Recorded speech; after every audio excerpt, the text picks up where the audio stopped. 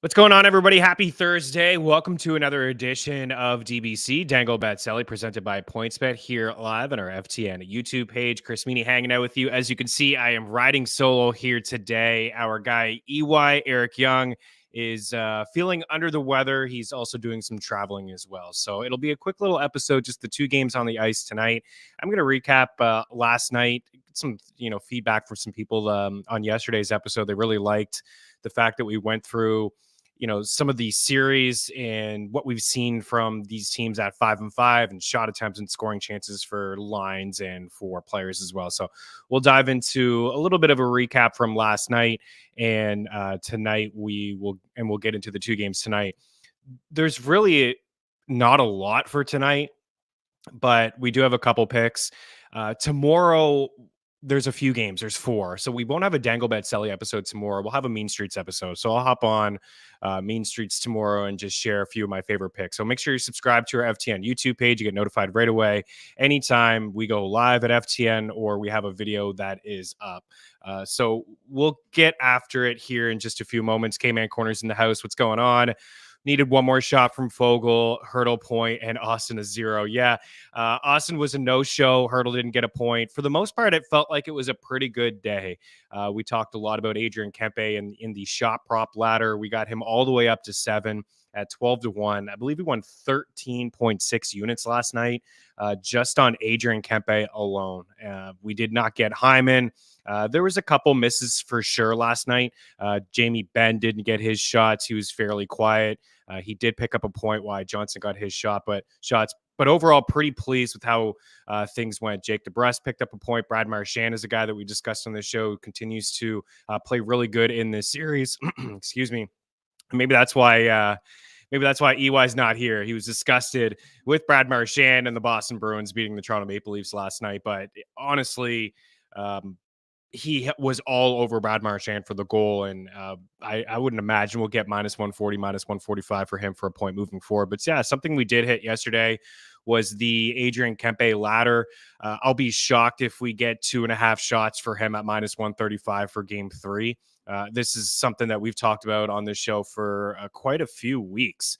This is a guy that is consistently hit. It's 12 straight games now against the Edmonton Oilers where he's had at least 3, and he's averaged nearly 5 in every game against them. Well, throughout the games, I guess it would be 6 games now. He's averaging roughly 5 shots per game against them. And even in last year's playoff series, in the 6 games, he averaged 5.1. And if you go to the 7-game series when these two teams played a couple years ago, because this is the 3rd straight season that these guys are playing, Edmonton and LA in the opening round, he averaged 4.7. So something to keep an eye on. It was the 2 units on the 3 shots, +185 for the 4, +400 for the 5, +75 for the 6, and 12-1 for the 7. So keep an eye on that moving forward. Adrian Kempe and Zach Hyman are the big shooters there. And I mean, Leon Draisaitl last night was a heavy shooter as well. So we'll get into maybe a quick little recap on last night, turn the page to the 2 games tonight. Welcome in, everybody. I think this was the most disappointing prop that we didn't get last night was McDavid. And for me, it was a 2-unit play. You want to get the 2-unit plays, right? You definitely got to get those ones. We had the over 5.5. That one hit comfortably. I was surprised to see 5.5, even though there's a little bit of juice. And then the Kempe one we just talked about. But yeah, it's and you know what? It's not. I think the process is still right. This is a guy, Connor McDavid, that has at least 2 points in 13 of his last 17 games now, I think, after only getting 1 yesterday. And I know you guys are hockey psychos. You probably watched, and I don't know how Draisaitl didn't score 4 or 5 last night. Just unbelievable goaltending from Cam Talbot. So it looked like McDavid was robbed there from a couple points. Yeah, McDavid not getting the 1.5 is actually good. It'll keep the juice down for the next game. I like your thought process there, Robbie, because I will definitely go back to it, even on the road against the LA Kings as well. Byfield clocked McDavid. Actually, Hyman had the biggest hit, I think, in the game last night when he took out Philip Deneau, who did come back. So it's all good. You know, you can't win everything, but we're pretty happy with how the Stanley Cup playoffs have gone for sure, except for our Dallas Stars, because they look dead in the water. Let's do a little bit of recap here for Boston and Toronto. So it was a 4-2 win for the Bruins. I thought the Leafs played a pretty good game again at 5-5. I thought, for the most part, this was the better team. There was some moments in the second period I thought were The Bruins had a pretty good period, but the Leafs, man, it's been special teams so far. If you're a Toronto fan, I think you're kind of thinking, here we go again. But at the same time, throughout the 3 games, that this has been the better team. At 5-5, they certainly have been. Special teams has been the killer. They can't score on the power play, and they can't keep the puck from getting in the back of their net on the penalty kill. It hasn't been good. It was one of the worst all year. I think it ranked 23rd in the NHL, and so far throughout the playoffs, the Bruins are capitalizing on their power play opportunities. Overall, for the game itself, it's still pretty quiet from David Pastrnak. He's been fairly quiet in this series. Brad Marchand continues to lead the team in shot attempts. He was number 1 on the team throughout the first 2 games with 9, and last night he had 9 at all strengths. He had 6 at 5-5, but he wraps up with 9. Pasta still had 9 shot attempts, only 1 on net. But Brad Marchand. I heard Sheldon Keefe's comments after. It's an art. He gets away with a lot. I was actually okay with the non-call outside of the blue line. And this isn't, I actually think that it was fine. Like, I get it. It's a penalty. But if you watch those 2 all game long and all series long, they're just trading cheap shots. I mean, I was watching on ESPN. They had the montage there of, as soon as that play happened, they had a montage of like other plays before that in the game. There was a moment where Bertuzzi cross-checked Marchand in the head, like no call. He initiated the contact outside of the blue with a little bit of a shot in the back, and Marchand trips him, and Boston just happens to score. I don't think it really had any effect on the play. It was kind of away from the play. The goal happened after. It was definitely a softie. You can't be letting that goal in, Samsonov. You got to make that save. But yeah, I get it. There's the officiating is not going to be on point all the time. I thought the Tavares penalty at the end was an actual penalty. And I thought what Marchand did at the end, I don't even think anybody's really talking about this, but when the net was empty in the corner, he kind of like interfered with Matthews. He kind of threw his body at Matthews when he was going to go around him. I thought that was worse than the non-call at the blue line, because that is like, you got an empty net. The game's over at that point. You call the penalty. Then there's a power play for the Leafs, or I guess it would be 4-on-4 at that point, in the offensive zone faceoff. But I thought that was worse than the non-call on Marchand earlier. But this guy's going to get away with things. Bertuzzi's going to get away with things. For me, as an outsider, I'd like to see the guys just play. Let them play. Let them go. But it is back and forth between the 2 guys that clearly don't like each other. There's no question about that. But again, the Leafs are playing a good brand of 5-5 hockey, but the same things continue to creep up. It's costly mistakes that creep up in their game, special teams, and it's going to have a must-win situation for them in Game 4 on home ice, as Boston regained home ice advantage there. So moving forward, again, we're not going to be with you throughout the weekend. We will like Marchand.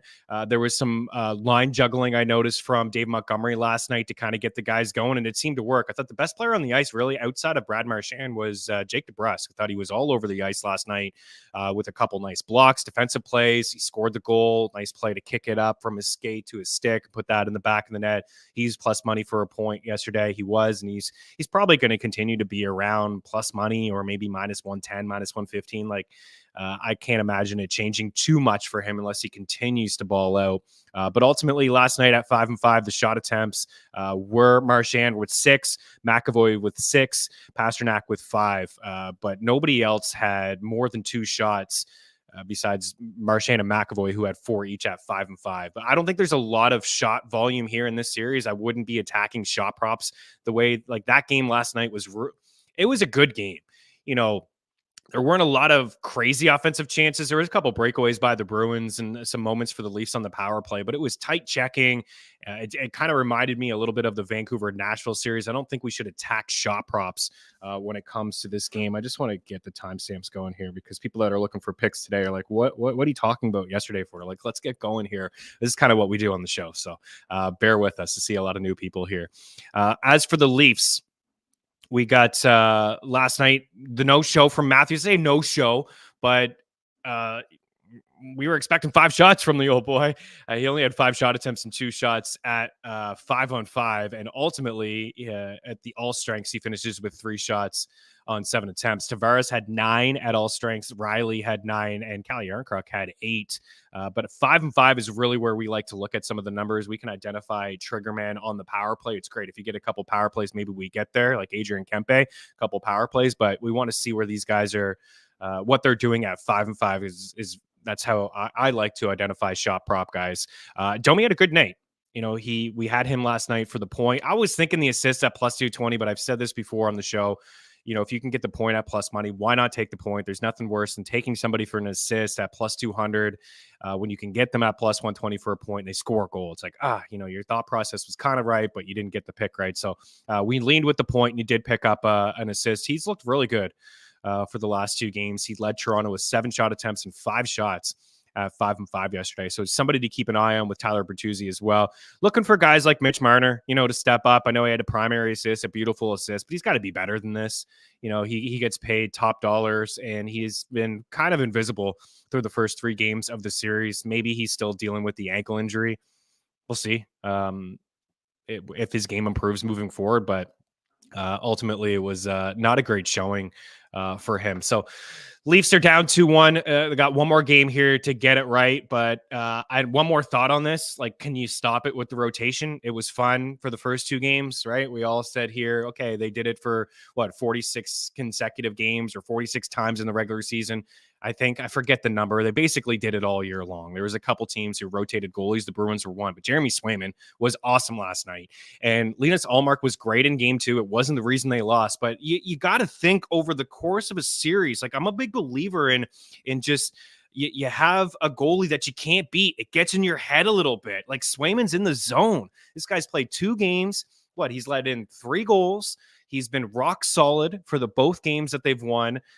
And the Leafs have played good in those games. So maybe there's some guys on the other side for Toronto that are they all of a sudden over, a 6-game, 7-game series to start thinking, oh man, like I gotta get a little cute with these shots. I got to try to pick corners. They're missing nets, right? Like, there's no reason to go back to Ullmark. There's just none. You roll with Jeremy Swayman. He's been great in the 2 games. He got W's in the 2 games. Just stop it. Roll out Jeremy Swayman. Samsonov's been great, by the way, too. He's been really good. This one here is going to break my heart. And I knew that I'm kicking myself. Last night, I was pacing around the house last night because we're on Dallas here as a show. We're on Dallas since the start of the season. It was the Stanley Cup pick for me over at FTN Fantasy. It was my prediction. I rode with them all year. We were great to get some futures from the Dallas Stars and winning the division and all that stuff. They've been good to us all year. But the minute that the bracket came out and it was finalized and the fact that they were going to get the Golden Knights, I knew it was going to be bad. So the reason I'm kicking myself is there's 2 things. It's like, you want to stick with the team that you like. And I get this from my guy, Mike Randall, when he's talking March Madness stuff over the past couple of years. There's a team that he always likes. He rides all year, no matter what. He's going to go with them in the tournament. FAU a couple years ago went to the Final Four, and then Clemson had a nice little run too. Those are kind of some dark horse teams. Not saying the Dallas Stars are a dark horse team. I probably would be kicking myself a little bit more if I didn't pick Dallas to go the distance and they actually beat the Golden Knights, and that would probably be a worse feeling. But I'm also a sucker for Vegas. I mean, we're not breaking any news here. They won the Stanley Cup. They're awesome. They're fantastic. And you could say whatever you want about them cheating. I get it. I don't like it either. Trust me, as a guy that saw the Canadians lose to the Lightning and Nikita Kucherov didn't play all year long, it just balled out in the playoffs, and they were over the cap back-to-back years. And we got Vegas over the cap last year. We got Vegas over 90 million this year. Like, the NHL needs to change this, but ultimately, like, that doesn't matter when you look at the product on the ice. These guys are phenomenal. They're fantastic. William Karlsson is their 3rd line center. He's a great 2-way player. The second line's got chemistry. Stone and Chandler Stevenson were already great together. Then you add a guy like Tomas Hertl in there. Jack Eichel, Marchessault just owns the Golden Knights. This is where we jumped on Marchessault to win the Conn Smythe last year in the Western Conference Finals against the Dallas Stars when he balled out in that series. I think he had 4 goals, 7 points or something like that. He's got goals in back-to-back games. He picked up a helper. Eichel showed up yesterday. And you just look at the blue line. Like, I think Noah Hanifin is probably their best defender, and they just picked him up at the deadline. And that's not a slight on Alex Pietrangelo, who's got multiple cups, and Shea Theodore, who's arguably one of the best skating defensemen in the NHL. One of the best for sure. Then you got Alec Martinez, who has multiple cups and he blocks everything. And McCabe had 8 blocks in game 1. Like, these guys are just, there's no holes. There's no holes on the team. Maybe it's Logan Thompson, who's had let in a couple softies, but he's made some really good saves over the first couple games. They're not even rolling with Aiden Hill. So we said it yesterday. If you have Dallas Stars tickets, it's time to hedge. 13-1 was the number before the puck dropped in the playoffs. 10-1 was the number yesterday we put in over at FTN Fantasy. And I'm not even sure what it is today, but I'm not saying that the Stars are toast. It's 2-0. We've seen teams come back before. They were one of the better road teams in the NHL, but it's going to be extremely tough. I think Mason Marchment left yesterday with an injury. I expect I expect Dallas to actually shake this up. You know what I think the weakest link actually is on Dallas? I've never been a huge fan of Pete DeBoer. I don't know why. I haven't been a huge fan. I think he's slightly overrated as a head coach. He needs to make some changes. I don't know. It just doesn't seem like a guy that can get me amped up. You know what I mean? Like, he talks super low. He's a little bit of emotion from him yesterday on the bench. I don't know. Maybe I'm alone on that if anybody else feels me. I know he's had some nice moments with different teams and great here with Dallas, but I'd say that even though it's Vegas, if the Stars got swept or anything like that, he's on the hot seat. I'd consider letting him go and moving on. I'm dead serious about that. And it's just not even a huge upset. Like, Dallas was minus 125 to win this series as the number 1 seed, right? It just happened to fall into Vegas. They were better off being the 2 seed and playing Nashville. No disrespect, Robbie and EY, but that would have been a better matchup for them. So moving forward, it's tough from the shot prop game. Like, Jack Eichel's a guy that I would certainly consider. Jonathan Marchessault, keep going to those guys.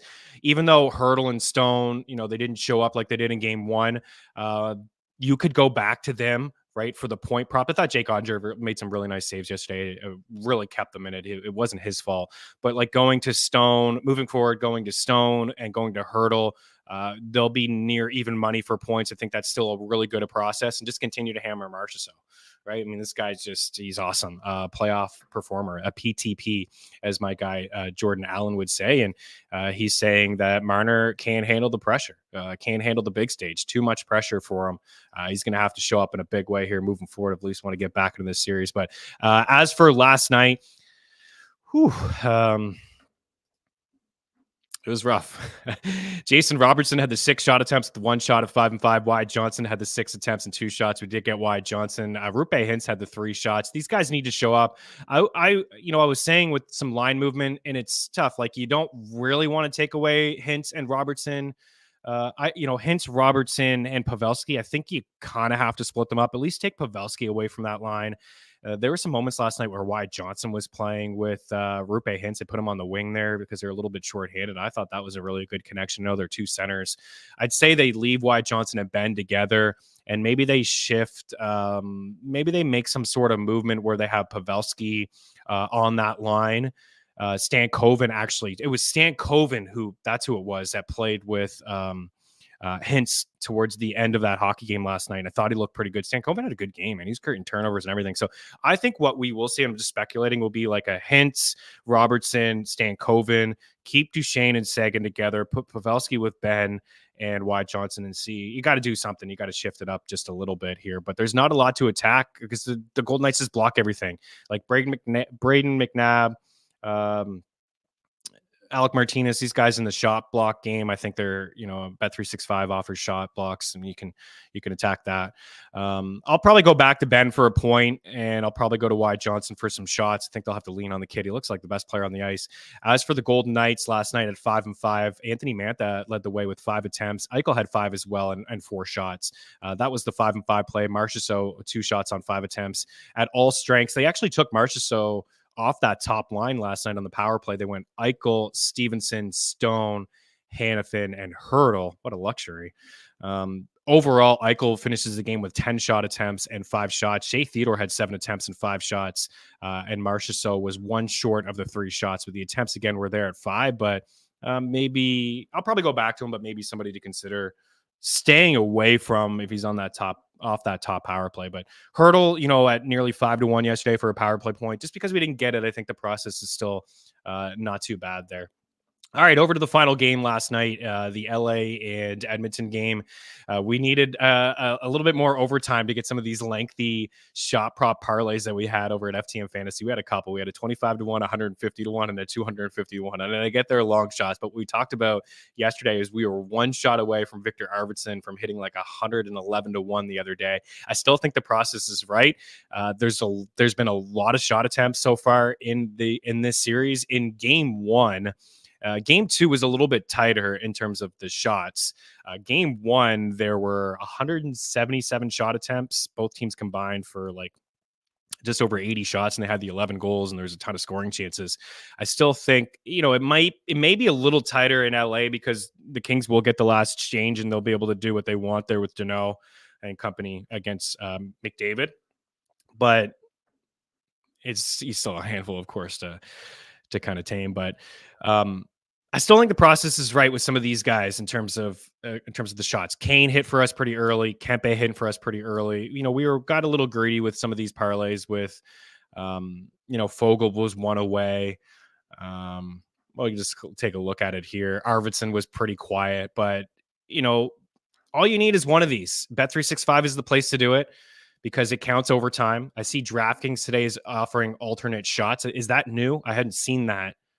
Over the first couple games. At least I didn't think I saw it. But I'm seeing DraftKings now today. We're going to get into the games today, but in just one moment. But I'm seeing X player shots on goal.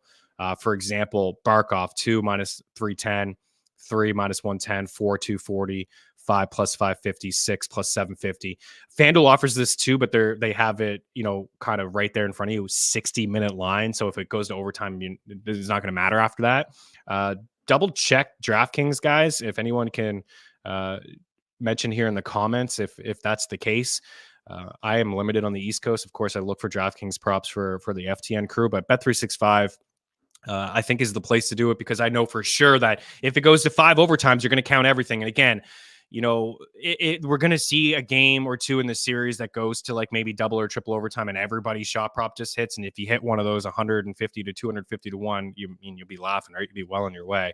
But I'll probably go back to it in game 3. But quickly here for this game, yeah, we did get robbed, I think, on the McDavid second point there. But again, I think the process is fine. Kane led the way for the Oilers with 7 shot attempts at 5-5. He was second in game 1 with 9. So he's got 16 shot attempts in 2 games, which probably leads the way. Yeah, it does lead the way because Hyman had 3 and Hyman had 12 in game 1. So he's kind of held in check despite scoring the goal on the power play. Bouchard continues to be an animal from the point as well with some of the shot attempts, 6. Draisaitl had 5 and 4 attempts. Altogether, overall, Draisaitl led the Oilers with 10 attempts and 8 shots. He is somebody to consider, as a ladder as well. Hyman and Draisaitl. Kane, McDavid doesn't really like to shoot the puck. He had 1 shot last night, 5 attempts. But Kane is a guy we go back to. Bouchard's a guy we go back to. He had the 4 shots as well as Kane on the 9 attempts. Draisaitl.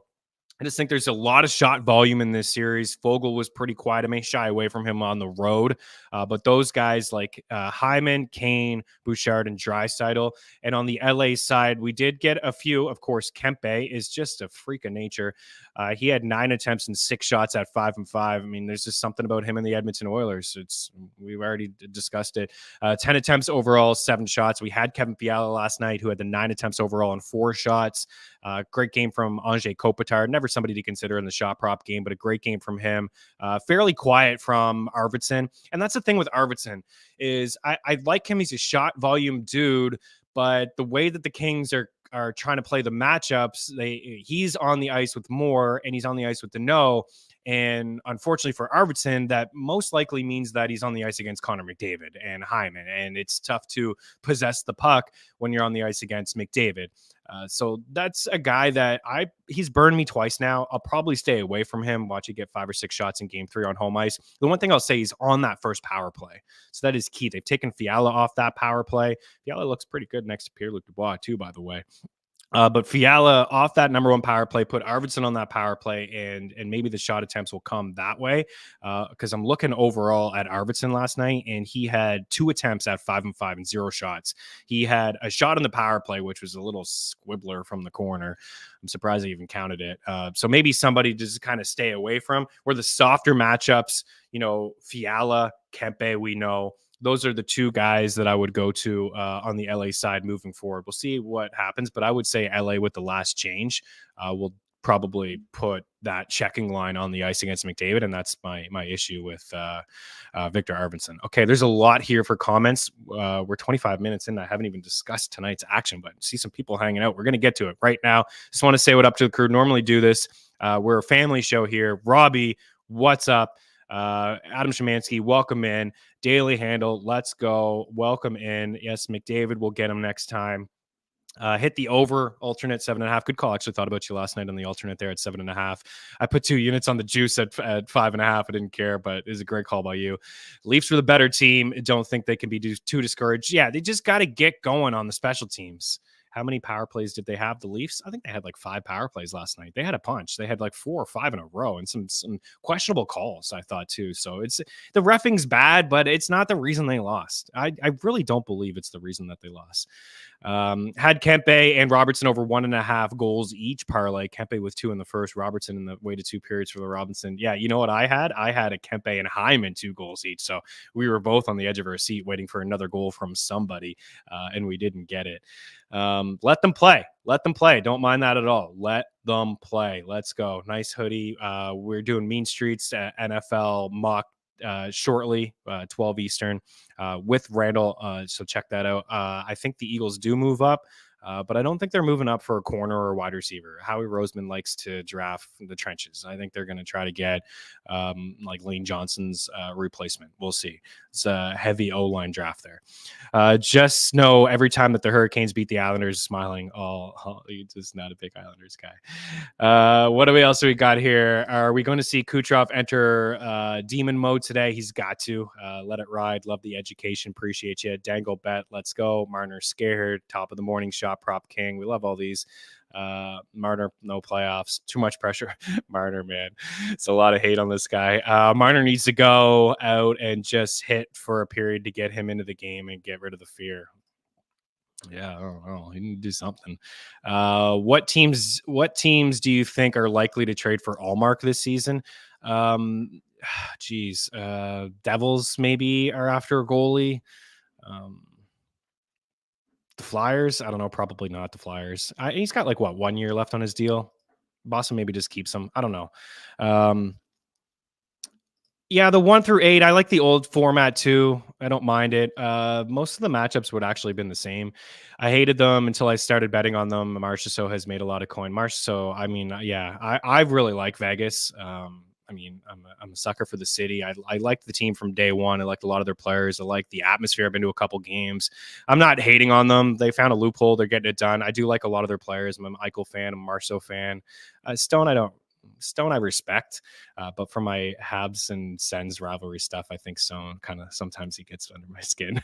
But I like Hurdle and I love Theodore. I like Vegas. Had Eichel over 3.5 shots yesterday, plus 117. So this is one to consider, right? We just talked about the shot attempts with Eichel and the shots that he had. They're going game by game. Eichel had 0 in game 1, but hit that mark in like 6 straight before. I agree. And this is what I'm talking about with the process. I think like some of the picks that we had yesterday, the process was fine. But it just didn't work out in our favor. But I think it's okay to go back to it. Like McDavid, like let's go back to it. You know what I mean? Like we can consider laddering Hyman. We can go back to some of these things that didn't work out for us because of the process. Great call, Robbie, on Eichel. Continue to go back to some of these guys. DeBoer, not a huge fan. Adam's not a huge fan. I'm not alone on DeBoer. Hint's not pulling his weight. I'm off all of his props. He burned me in the last 2 weeks. I'm done with him. Yeah, I'm surprised he had the 3 shots. Like I've been shying away from his shots. He was one of the stars of the playoffs last year. But yeah, these guys need to get going. They need to be better. Like I get it. Vegas is good. They're great defensively. They're sound in goal. Their 5-5 game is awesome. They block a lot of shots. You got to find a way to get some traffic. These guys got to step up. You got to find a way. No disrespect. I'm glad we drew Vancouver, no doubt. Pavelski 0 points, 2 home games. Yeah, these guys got to step up, man. Got to step up. Arvidsson still came up short again. That's what we just talked about, Andy. I think we need to just come off Arvidsson just a little bit. Not seeing so DK OT counts. So just want to get that out there. OT counts. No alternate shot on goals on DK in Tennessee. Okay. I'm seeing it here in my area, but of course I can't play DK on the East Coast, but Ontario people can. Do you expect Point and Kucherov to get a lot of shots? We'll discuss this in a second. I actually don't. But we'll see. Heard from a good source that the Birds are going cornerback. Yeah, it does make sense. I mean, they do need a cornerback. Ringo is probably a day one starter opposite of Slay. But yeah, they need some depth there. As a Leaf fan, it's probably over. You guys are all pessimistic. I get it, TJ Parker. I mean, you guys have been through so much. I totally get it. Point, Kucherov, Hedman all getting 2 points tonight. Oh my goodness. Mr. Educational. I mean, I like the bold call.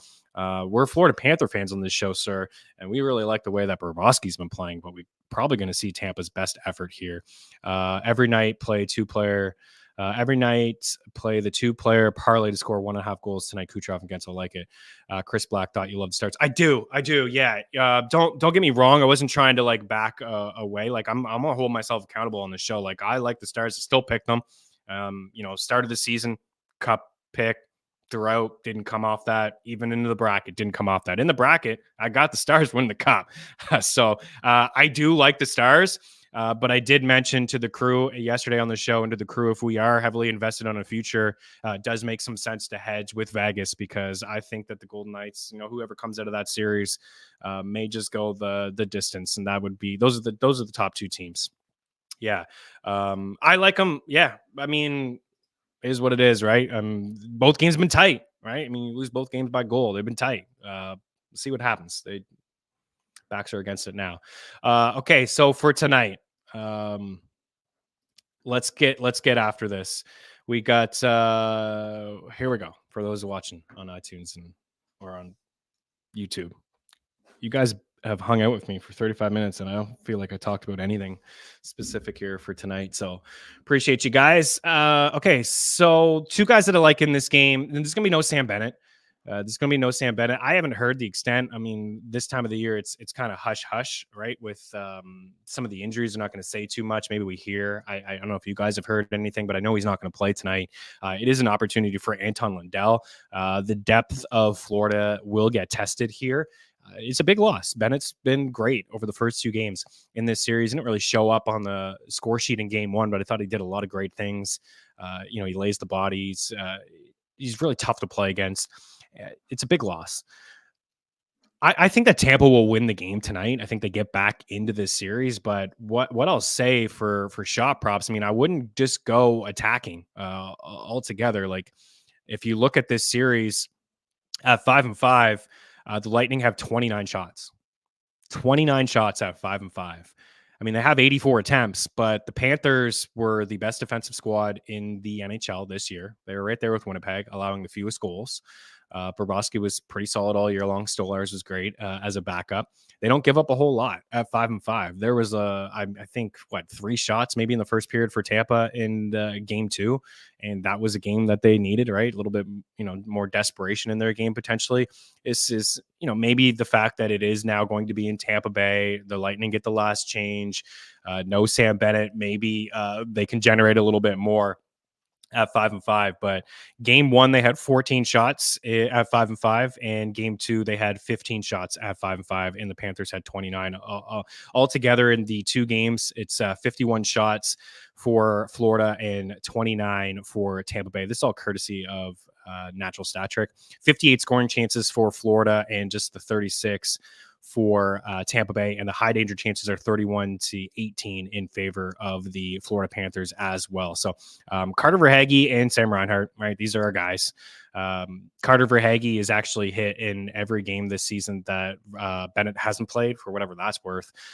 Is at the start of the season, Bennett missed a little bit of time. But Verhaeghe, man, this guy's clutch, right? Playoff clutch. I think we already have the 2 goals prop from the NHL betting article, and he may just lead the series in goals.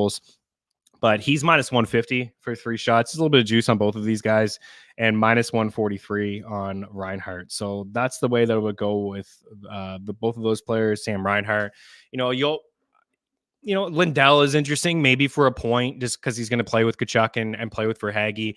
But these top guys are going to get leaned on a little bit more. And throughout the 2 games at 5-5, you got Verhaeghe and Reinhart both with 12 shot attempts each. Reinhart has 8 shots and Verhaeghe has 7. If you look at the power play time, man, Montour, he's just not getting those pucks through. If you look at all strengths and you includes power play time, you will see Montour up at the top with 16 attempts, but just the 4 shots on net. And then Sam Reinhart has 16 attempts and 11 shots. Verhaeghe is 14 and 8. So the most encouraging thing for me here is seeing that Verhaeghe, basically all of his 7 of the 8 shots have come at 5-on-5, even though he's on that first power play unit. And then for Reinhart, 8 of the 11 has come at 5-on-5 as well. So those are my 2 guys. I think we will see Kachuk shoot a little bit more as well with no Bennett on the ice. But those would be my 2 guys tonight. It's going to be a light card for me. If I'm picking goal scorers in this game, it will be Braden Point and it will be Carter Verhaeghe. It just not breaking any news here, but Reinhart, Verhaeghe, and Point. These are the shooters on these teams. These are the best goal scorers on these teams. I will maybe lean with the Tarasenko point tonight. He's been very noticeable for me. So there's 2 guys that are playing on the top line that have been very noticeable for me. I thought Tarasenko, he had a goal there the other day that was in the second power play unit. He could fall into the first power play unit at times, but it's okay. Second one's a little bit weaker without Bennett, but still playing on the top line with Barkov and Reinhart. He's minus 105 for a point. And then as we shift over, another player that's actually been really noticeable for me in this series is Anthony Duclair. Fun little revenge stuff for him playing his former team. But Anthony Duclair is plus 114 for a point, and he continues to stick with Kucherov and Point. And he's, like I said, he's been very noticeable, and I don't think they'll move away from that line combination. There was moments, I think, in game 1 where they went Hagel up on that top line, but they didn't put Duclair on the 3rd or 4th line. They put Duclair on that second line with Stamkos and Cirelli. Cirelli has been pretty noticeable in the series as well. So we'll see. Daily Faceoff has Duclair up on that top line, and Hagel, Cirelli, and Stamkos. Those are the 2 guys. We look at Tampa Bay and their shot volume again at 5-5. It's been really non-existent. It's crazy. Braden Point leads the team in the 2 games with 4 shots at 5-5. That's it. And he had 3 late in game 1. I know because we were sweating that one out at FTN Fantasy because we had the 3 shots and he got there late in that game. Darren Radish leads the team with 8 shot attempts at 5-5. Cirelli is next with 8, but he only has 2 on net, and then a Point with 7 and 4. Nikita Kucherov has 1 shot at 5-5 in this series. 1 shot. That's it. 6 attempts, 1 shot. Duclair's got 3. It's that line has generated the most. Stamkos has 1 shot at 5-5 in this series on 4 attempts. They're not getting any shots. The Panthers are just stout defensively at 5-5. We always view this team. I viewed this team over the past couple of years as an offensive juggernaut that just played to a lot of overs. This is different this year, right? Bobrovsky solid, Stolar solid, defensive game solid, PK solid, right? Tampa's power play best in the league, but the PK's done a pretty good job. If you look at all strengths, then this is where the attempts are coming. Kucherov got 12 attempts, but he still only has 3 shots. Braden Point, 9 attempts, 5 shots. Stamkos is up at 9 attempts and 5 shots. So I would be careful with some of the lightning when it comes to these shot props. So I'll go Duclair Point. I will go Braden Point because, as we just discussed there, he's been the guy. You're getting minus 118 for Braden Point to have 3 shots. Nikita Kucherov, if there's a time to bet him, it probably is now, just given the fact that they're down 2-0 and they are on home ice. But again, most of the attempts have come on the power play. He's plus 110 for a point tonight. How about Anthony Cirelli? Maybe we can get Cirelli at 1.5. Wow, I think I like this one. I think we found something here. Anthony Cirelli over 1.5 shots at plus 100 over at Bet Rivers. I think this is okay. Right, we look at the 5-5 attempts. He only has 2 shots in the 2 games, but he leads the way with 8 attempts. I like it. I dig it. I'm going to bet that one. Anthony Cirelli over 1.5 shots at plus 100. That one's going to be added to my card.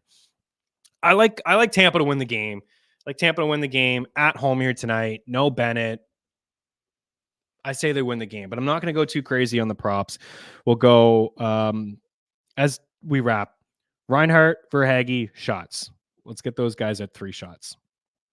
Tarasenko point, Duclair point, Braden point, 3 shots. We'll go Cirelli, 2 shots.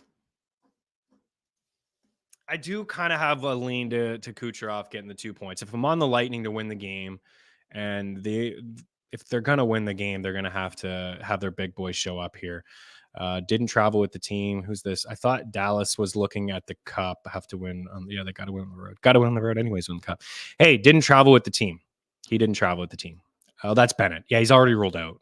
So yeah, he's going to miss some time. Gonna be on the value of Lundell if he takes. Yeah, like what the value I guess will be. Oh, so he does have a shot prop. Okay, he didn't last night.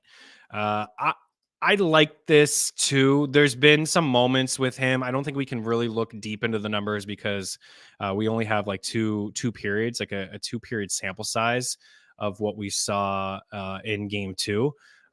I'd say the value for him is really on the point, like plus 135 for a point, plus 250 for an assist. There is some pretty good value on Liddell, in DFS especially as well, pretty cheap. So I do dig that call there. I probably lean with the point as opposed to the shots, but I think the 1.5 at minus 143 is certainly in play. What about points for Carter and Sam? Yeah, I mean, it's juiced. Hard to take as a single. But if you want to do some sort of same game parlay, yeah, I would probably, I think they correlate well, like Reinhart and Barkov, and then like Carter and Kachuk. If you want to do something like that, keep them separate from each other. Or if you're doing some big same game parlay, like there haven't been a lot of goals in this game. Like I wouldn't get too crazy though, because, both goaltenders have been phenomenal. In game 2, they were absolutely amazing. So don't get too crazy here, but if you do like some sort of same game parlay where you can go Kucherov maybe just for a point tonight, you go Braden point for a point, take those 2 guys, and take Barkov and Reinhart, take those 2 guys. That would be my 4. And then if you wanted to do something else with Kachuk and Carter Verhaeghe, and then it's maybe a Stamkos Cirelli one. We're maybe getting a little bit too cute there. But Duclair, yes, hit the point prop at plus 130 the other night. Stamkos has a goal in 4 of his last 5 playoff games. He seems to score only on the power play. Refs start giving Tampa home calls and then put them up on the power play 5 times. Yeah, maybe. I see Cirelli. It's not plus 100. I see Cirelli at Bet Rivers. It's the only place I'm seeing him. Anybody else see Anthony Cirelli anywhere else? I'm seeing. Oh, it's moving quick. I just refreshed the page and it's minus 114. So it's moving, but I still like the minus 114. Yeah, Bet Rivers is where it's at. Okay, so that's it for that game. Let's move over to the other one. Going a little long here, but that's okay. Okay, Carolina and New York, and then we'll bounce out of this one. I think the Islanders are going to win this game. I had Carolina winning this series in 6. They were definitely the better team in game 2. I thought the Islanders were the better team in game 1. The numbers don't suggest that the Islanders are going to win this hockey game, but I am feeling that maybe they're going to pull one of these next 2 out at home. They have had history of playing really good at home, even against Carolina. Overall, like this series has been, I mean, look at the shot attempts. There's 150 for Carolina to 71 for the Islanders. It's double. It's double. 54 to 36. The shots, the goals just 3-2. The scoring chances are 71 to 30 in favor of the Hurricanes, and the high danger chances are 24 to 11. So maybe the Islanders aren't a great call, but I do expect to see their best effort tonight. That game got nasty there towards the end of it. Andrei Svechnikov didn't work out for us the other night. Man, he had a ton of shot attempts. He's got 13 shot attempts here at 5-5 through the 2 games of this series. He's minus 125 for 3 shots tonight. And this is what always happens with the Islanders when you look at some of their 5-5 numbers. There's always the defenseman up at the top. Orlov, 12 attempts. Burns, 11 attempts. Chatfield, 11 attempts. Brady Shea, 10 attempts. Slavin, 9 attempts. Like, it's all defensemen, right? They use the point good. They put the puck back to the point. A lot of their defensemen can skate. They're good shooters as well. But I do like Sveshnikov over 2.5. And you know what? Who I also like, and we did this a lot last year, and plug your ears, may get ugly here, is Jordan Martinook. We did Martinook a ton last year in the playoffs, and he was usually at 1.5 and a little bit of juice. Let's see, 1.5, a little bit of juice. Minus 166 for the 2 shots. I don't hate it. It's something that maybe you put into a little bit of a parlay. Maybe you do a 1.5 parlay here today with Martinook and Lindell or Anthony Cirelli. Martinook does have 6 shots at 5-5, which leads Carolina. He's got the 11 attempts. He gets leaned on, man. He plays a lot. He's 29 minutes at 5-5, just behind Aho, who's played 30, and Gensel, who's played 31. So he is getting a lot of ice time. You know, he plays in a key situation, is the shutdown kind of winger with Jordan Staal. And these guys get leaned on by Rod Brennamore. So Martinook, and it feels a little weird to do, but Martinook 2 shots, and we'll go with Svesh for 3 shots. Getzel's been very quiet. Very, very quiet. He only has 6 attempts and 1 shot at 5-5. If you look at the overall power, just all strengths, we have Sveshnikov up at the top with 17 attempts and 6 shots, Aho with 15 attempts and 4 shots, and Gensel only 3 shots. So 1 at 5-5 and 2 on the power play. Where is this guy? I don't know. I'm not really betting on the shot props when it comes to Jake Gensel. But I do think like him, and what they did in the last game is they put Sveshnikov up at the top line with Aho and Gensel. So that line should get a lot of attempts. Sveshnikov's hogging them. But I think all 3 of those guys maybe for a point. Actually, the best odds probably be Sveshnikov for a point. We can get him at minus 125. I like it. It's a Sveshnikov day. 3 shots, minus 125. A point, minus 125. I'll probably take that as a single. And then I go Gensel and Aho, same game parlay for points. On the Islanders side, the guy that has been most notable for me is Kyle Palmieri. It's Anders Lee, Horvat, Barzell, who lead the team in shot attempts 7 at 5-5. Lee has 6. Horvat has 6.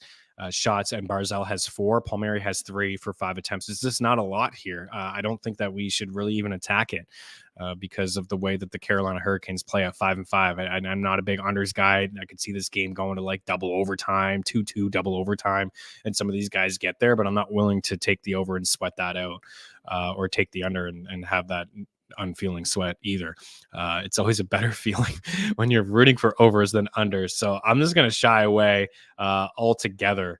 If actually the one guy that I would lean on would be Bo Horvat at minus 112.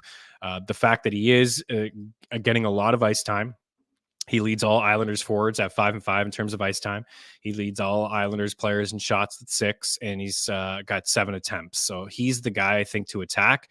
And when you account for the power play, he has played more than any forward at 40-52, just behind Pollock at 44 minutes altogether. And he's got 10 attempts and 8 shots. So Horvat is minus 112. He takes a lot of faceoffs as well for the Islanders and Patrick Waugh. Kind of a lean to the under. Maybe Nelson over 1.5 goals for Haggy. I say if you're doing a 1.5 goal thing, I would just can you stay inside the same game? Can you stay inside Florida and Tampa? My lean would be, yeah, I'll probably do one that's like Verhaeghe and Point, Reinhart and Stamkos. I'd probably stay away from this one. If you're going to do one from this one, or you want to get one, like Svesh kind of checks some boxes for me. Like all those attempts, Sveshnikov and maybe one of those Florida guys. And I kind of like Horvat a little bit more than Brock Nelson, but those are the 2 guys, right? If you're going to pick any Islander, it's going to be Nelson. It's going to be Horvat. All right, I think we're good. I think we're out. Man, it went super long. I thought it was only going to go 10, 15 minutes with you guys, but you guys are excited just like I am about playoff hockey. So let's recap here tonight. We're gonna go Carter Verhaeghe for 3 shots, Sam Reinhart for 3 shots. If it's just one or the other, I prefer Reinhart over Verhaeghe, but I think both guys are strong options. Tarasenko for a point, Duclair for a point. We got Braden Point for 3 shots. We'll lean with the 2-point night for Nikita Kucherov at plus 110. Got to show up in a big way here. And then we will go with Anthony Cirelli for 2 shots and Anton Lindell for 2 shots, and then the point for Anton Lindell. So there's actually kind of a lot in this game. I like this one a little bit more, despite the good goaltending and the strong play at 5-5 for the Florida Panthers. On the Islanders and Hurricanes, we'll go with Svechnikov for 3 shots. We'll go with Svechnikov for a point. We'll take Bo Horvat for 3 shots. And we'll go with Jordan Martinook for 2 shots as well. The same game parlays have more juice. That makes sense. Goal scorers tonight for me, not going to list you 30, but I'll go Reinhart, Braden Point, Carter Verhaeghe, Stammer. Those 4. Reinhart, Verhaeghe, Point, Stamkos, pretty chalky. I think a long shot play, maybe Duclair or Tarasenko, one of those 2 guys, or maybe even Liddell. Over in the Carolina side, I'll go with Bo Horvat and Svechnikov. Just kind of keep it simple with those 2 guys. I think we'll see a low-scoring game. I think actually, as good as the goaltending has been in Florida and Tampa, I think we'll see some goals in that game, and I think we'll see the under hit between the Islanders and the Carolina Hurricanes. All right, guys, we're out of here. Check out Mean Streets tomorrow. I'll just have a couple quick plays. There's 4 games on the ice, and then we'll return Dangle Bet Celly on Tuesday. Appreciate all your guys' support. You guys been smashing like buttons, commenting, sharing the show. Really do appreciate absolutely everything that you guys have done for us here over at FTN. So good luck on the ice tonight. Have a fantastic weekend. Enjoy the NFL draft, and we'll be back on Tuesday to break down all of the madness, and hopefully the Dallas Stars are not swept. We'll talk to you soon. Cheers.